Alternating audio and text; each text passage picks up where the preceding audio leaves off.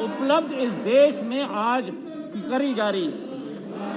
ये उनका संकल्प है कि भारत आगे बढ़ेगा। जैसे महात्मा गांधी जी ने कहा था कि भारत का असली नागरिक गांव में रहता है, और हमारे प्रधानमंत्री जी का भी वही संकल्प है कि जो सुविधाएं शहरी व्यक्ति को मिलता है वही सुविधाएं हमारे ग्रामीण अंचल के निवासियों को भी मिलेगी। उनकी सोच और विचारधारा है कि सबका साथ और सबका विकास, और हवाई सेवा उसी सोच विचारधारा के साथ जुड़ी हुई है।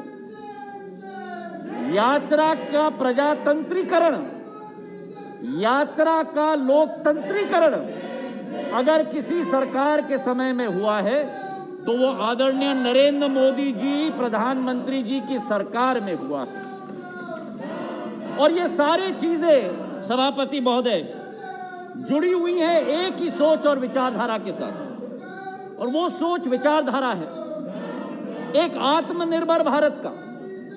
भारत सक्षम बने तो भारतीयों के लिए बने, और जब भारत भारतीयों के लिए सक्षम बनेगा, जब भारत आत्मनिर्भर बनेगा, तो विश्व पटल पर उभरने की पूरी क्षमता हमारा भारत सदैव रखेगा। तो यही सोच के साथ जहां एक तरफ आम जनता के लिए सुविधा, दूसरी तरफ सबका साथ और सबका विश्वास और सबका विकास, तीसरी तरफ एक आत्मनिर्भर भारत की सोच और विचारधारा।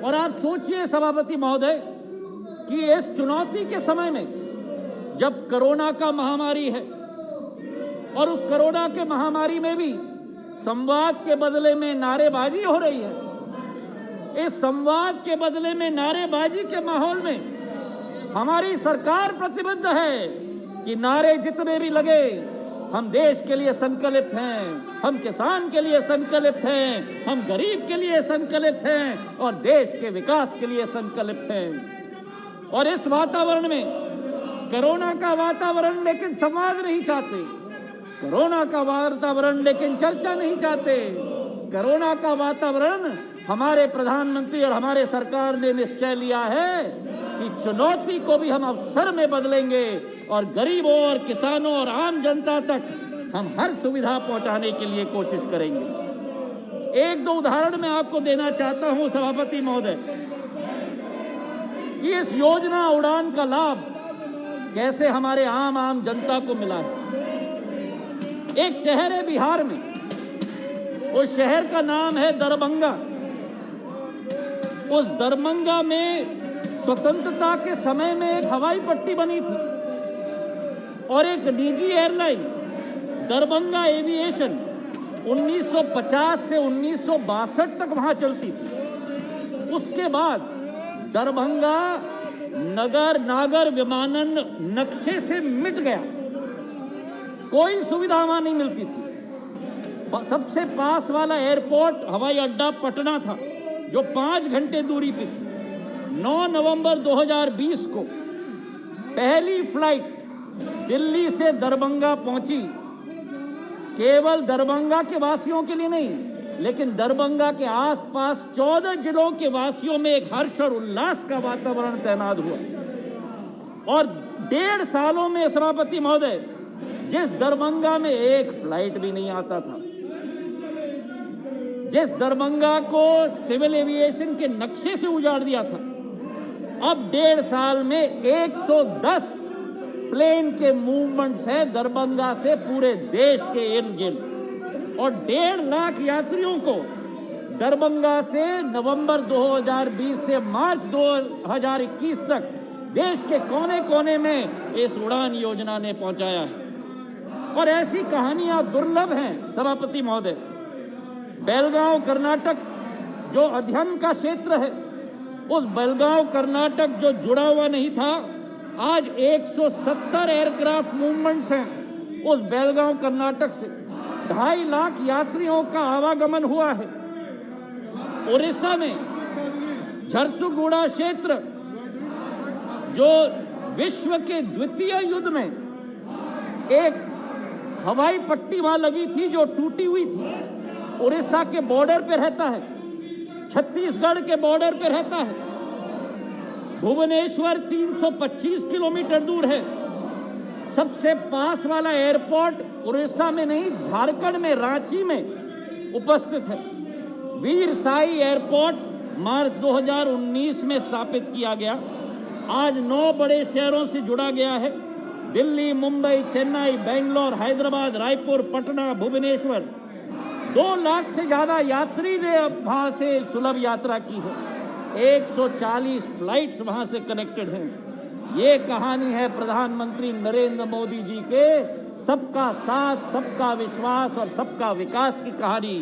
ये कहानी है भारत की, आत्मनिर्भर भारत की कहानी प्रधानमंत्री जी के नेतृत्व में। ये कहानी है भारत के कोने कोने के, और ऐसे अनेक कहानियां हैं। रूपसी एयरपोर्ट असम में, किशनगढ़ राजस्थान में, जगदलपुर छत्तीसगढ़ में, अदमपुर पंजाब में, हुबली कर्नाटक में। ऐसे अनेक कहानियां हैं सभापति महोदय। और उड़ान का जो लक्ष्य है कि हम लोग टियर 2 और टियर 3 शहरों को जोड़ के रखेंगे, उत्तर पूर्वी भारत को जोड़ के रखेंगे, हमारे पहाड़ी राज्यों को जोड़ के रखेंगे, हमारे द्वीपों को जोड़ के रखेंगे। और इसके लिए 5 क्षेत्र हमने बनाए हैं, उत्तर, दक्षिण, पूर्व और पश्चिम।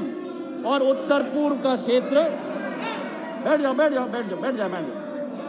30% हर एक रीजन को हमने अपना नेतृत्व करने की क्षमता दी है। अब इस क्लबिंग के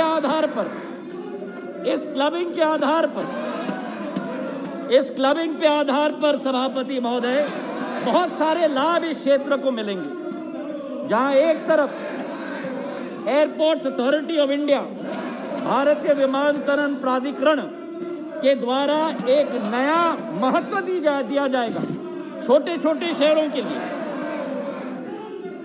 शॉर्ट क्यों रखें भाई, उनको अपना काम करने दो, हम अपना काम करेंगे। पूरे देश को सुनना चाहिए कि प्रधानमंत्री जी के नेतृत्व में क्या किया जा रहा है, और पूरे देश को इनका व्यवहार भी सुनना चाहिए कि जहां आम आदमी के लिए कार्य किया जा रहा है, ये क्या कर रहे हैं। सुनने की क्षमता नहीं, सुनाने की ही क्षमता इनकी ये चाहते हैं। प्रजातंत्र में आपको सुनना भी होगा अगर आपको सुनाना है। तो मैं कह रहा था सभापति महोदय कि ये जो क्लबिंग की प्रक्रिया है, इसके आधार पर भारतीय विमानपत्तन प्राधिकरण छोटे छोटे शहरों पर अपनी प्राथमिकता दे सकता है।